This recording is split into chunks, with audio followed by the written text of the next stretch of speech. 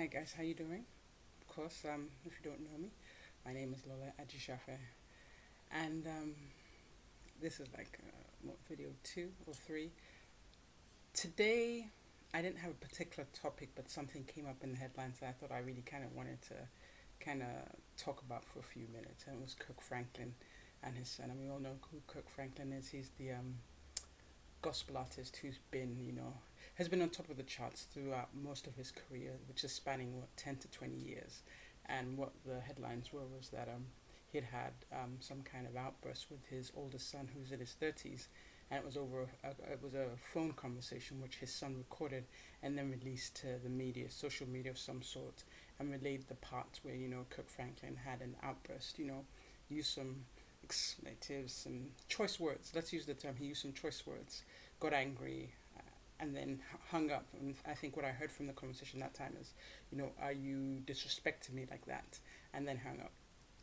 And then now this evening I see Kirk Franklin's response. He's apologizing and just kind of explaining, giving us some background to it. Whereas he's saying, they've had some problems communicating for a while now, and they have a counselor kind of intercedes as a moderator between them to help them communicate properly. So that's the playing ground. And I guess what I really wanted to bring up today was when I saw him kind of almost apologizing to the public. My first question was why. I think, or in fact I know that everyone that's in a family unit has had some kind of outburst with a family member, particularly when you see fathers and sons. So I feel it's almost unfair that because he's a public figure, because he's a gospel artist, he's expected to have this cloak of being perfect or not losing his temper, when we know that everyone who was watching his apology has had some kind of outburst with a family member like that, or even worse, possibly physical. So it almost brings me to the point where we say, what are the expectations we have of people, particularly gospel artists who are Christians? And that makes me think of, our expectations versus the reality. And in between all of that is the judgment. So we know gospel artists are human beings. Do we expect them to be perfect? No, I don't think they should be perfect. So why are we now expecting him to apologize for a family, conversation that should have remained private? And that kind of makes me think about how we, generally, myself included, as how I might look at Christians on the outside. And the truth is, I think at some point or another, we all tend to judge them. And my question now is, why are we judging them? Christianity isn't a straight path. Christianity isn't where we expect perfection. Christianity is meant to be a journey. So why are we expecting them, putting them on this pedestal, only to kick it off so they can fall down, or judge them when something goes wrong? Whereas the journey of Christianity is going through these, tests to come out and have a testimony. That's the purpose, to, have trials and tribulations and come through it, knowing that God guided you through it. Being a Christian doesn't mean you won't have troubles. It means that you won't be alone in those troubles. So as the general public, why are we always expecting them to have this demeanor? So what we, in short, want them to be is to be fake and insincere, inauthentic, just to satisfy us, so that we will kind of, link in and buy whatever they're selling to us. And yeah, that's a. So I'll give myself. So I'm part of a panel with Little Black Book 91. Great guy. We're talking about Married at First Sight, and particular character on their page. And this last week, I had kind of reached my wit's end with her. I was frustrated in some way, where at this point, she and the certain character she's been paired up with has told her, in what I feel, 100 different ways, that I don't want you. But for some reason, she's drawn back into him again. And so this last episode, I was like, I am done. I don't know what she thinks she's doing, but I don't know what Christianity she's practicing. I'm done with her. She needs to hit rock bottom, and then I can maybe, kind of link back in and see and feel some compassion, because at this point I felt numb.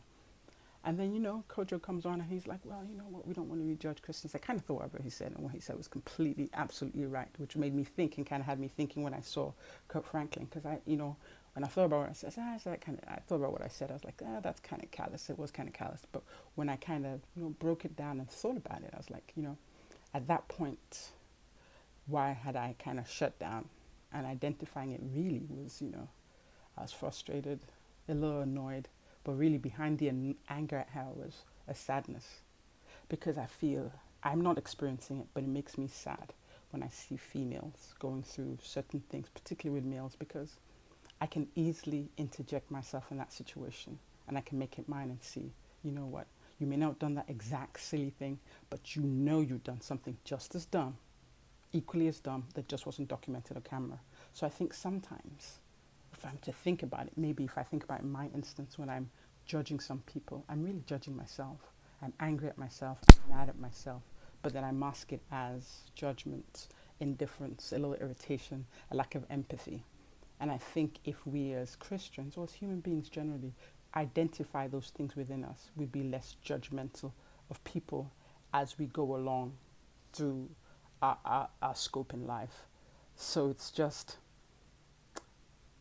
to kind of conclude, really, or the purpose of me kind of talking about this is us kind of identifying, one, that when we look at people, at human beings, we can't put them on a pedestal. Two, I think Christians are we're the worst offenders. For some reason, we're expecting perfection, but perfection doesn't exist. We need to be clear on that. And we also, three, we know what the word says, but for some reason, we can't help ourselves.